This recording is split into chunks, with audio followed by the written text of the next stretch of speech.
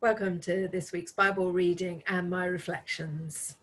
This week's reading is from Matthew's Gospel, chapter 25, starting at verse 1.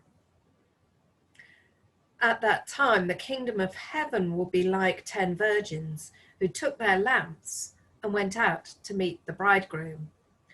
5 of them were foolish and 5 were wise. The foolish ones took their lamps, but did not take any oil with them. The wise, however, took oil in jars along with their lamps.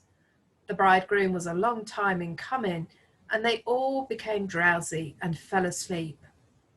At midnight the cry rang out, "Here's the bridegroom, come out to meet him." Then all the virgins woke up and trimmed their lamps. The foolish ones said to the wise, "Give us some of your oil, our lamps are going out." "No," they replied, "there may not be enough for both of us and you. Instead, go to those who sell oil and buy some for yourselves." But while they were on their way to buy the oil, the bridegroom arrived. The virgins who were ready went in with him to the wedding banquet, and the door was shut. Later, the others also came. "Sir, sir," they said, "open the door for us." But he replied, "I tell you the truth, I don't know you. Therefore, keep watch, because you do not know the day or the hour."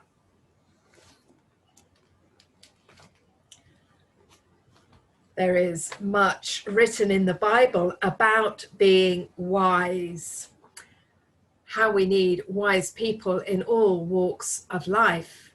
We need our politicians to be wise, and our teachers, our doctors, our police. Parents need wisdom. Grandparents need wisdom. Anyone who makes decisions needs wisdom. So that's just about all of us. We all make decisions. We all need wisdom. The dictionary tells me that a wise person is one who has or shows experience, knowledge, and good judgment. The Bible has a rather different angle on wisdom. So in Proverbs chapter 9, verse 10, we read, "The fear of the Lord is the beginning of wisdom, and knowledge of the Holy One is understanding." So the beginning, the very foundation of any human wisdom is us fearing God. Being wise is an important theme running through the Bible. That word wisdom and wise, they come up just over 300 times in the Bible. The majority of these times it is in the Old Testament. And the book of the Bible where the word wise or wisdom is most used is in Proverbs. One of my favorite verses in Proverbs about wisdom is this: "Go to the ant, you sluggard, consider its ways and be wise." Often in the book of Proverbs, we get a contrast between what a wise person does and what a foolish person does. So Proverbs 14, verse 16, "The wise fear the Lord and shun evil, but a fool is hot-headed and yet feels secure." What these books in the Bible tell us, and these verses, is in essence, a wise person is one who honors and respects God. A foolish person doesn't. Jesus, familiar with the scriptures, our Old Testament, and the wise and foolish sayings and teachings, uses this tradition in his own teachings. At the end of the Sermon on the Mount, Jesus says this: "Therefore, everyone who hears these words of mine and puts them into practice is like a wise man who built his house on the rock." We hear him tell the parable of the wise and foolish builders.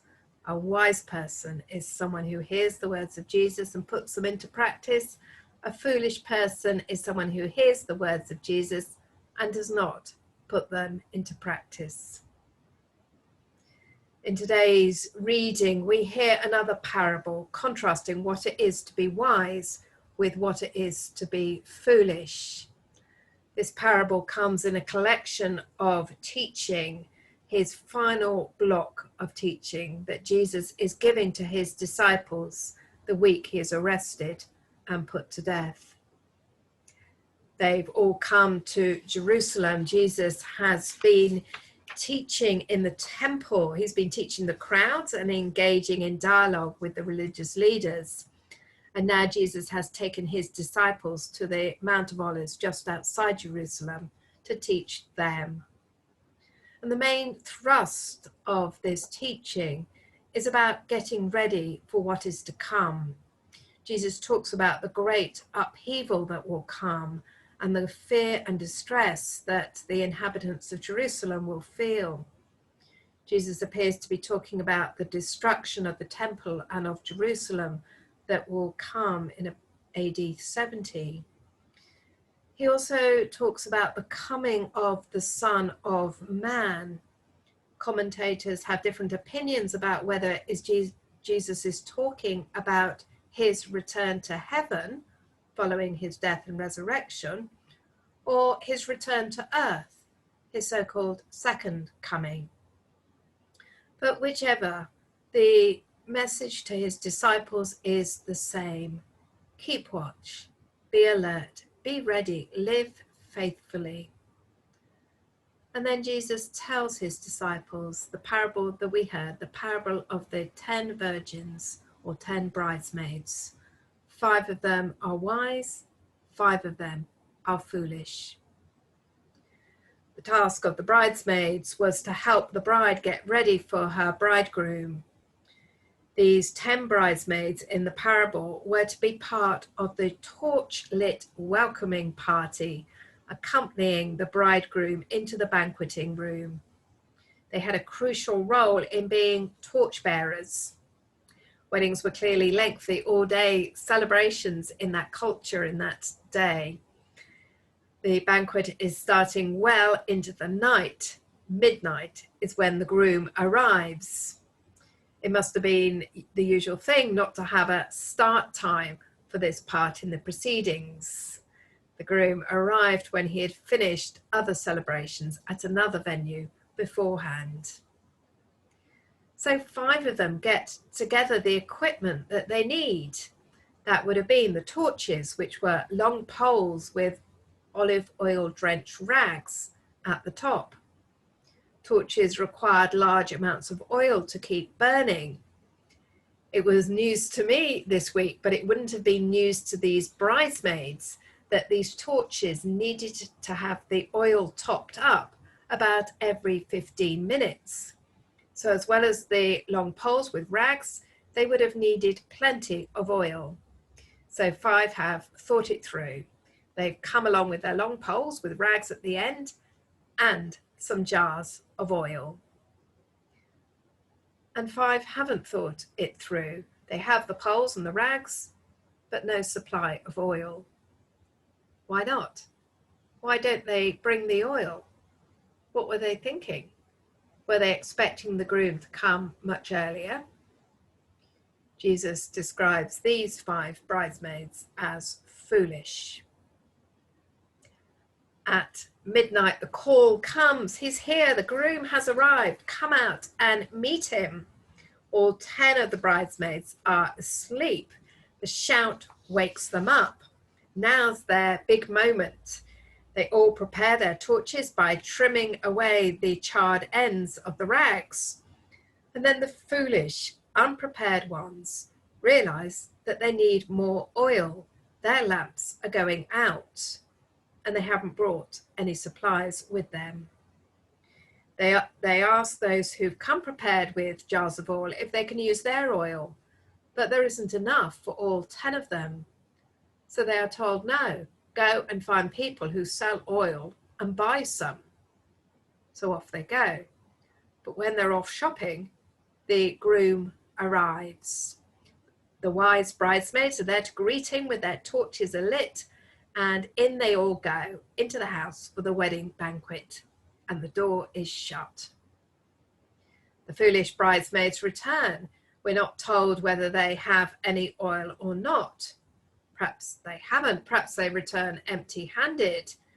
There can't have been many oil sellers still trading at midnight. And perhaps now they don't need it. The moment for the torchlit procession is over.